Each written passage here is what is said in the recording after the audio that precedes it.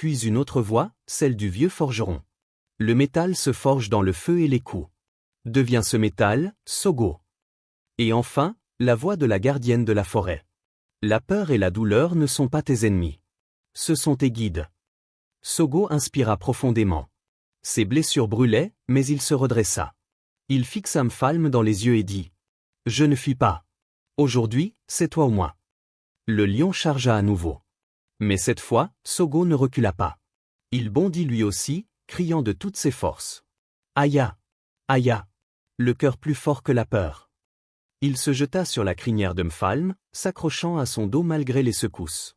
Le lion rugissait, essayant de le projeter. Les griffes déchiraient la terre, les rochers volaient en éclats. Sogo sortit son dernier couteau.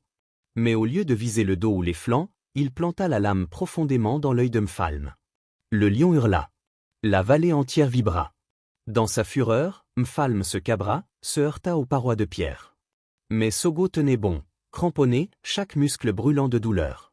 Il retira la lame et dans un dernier cri, l'enfonça dans la gorge de la bête. Un silence pesant tomba. Alors que le rugissement de M'Falm s'éteignait, Sogo leva sa lance, tremblant, croyant avoir terrassé le plus grand des ennemis. Mais soudain, le corps du lion se mit à briller.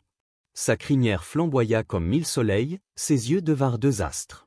La terre cessa de trembler, et une voix profonde, ancienne comme les montagnes, résonna. Sogo, fils de Nema. Le lion n'était plus un simple animal. Il devint lumière, esprit, divinité. C'était M'Falm, le gardien éternel de Koraben, protecteur du peuple depuis l'aube des temps.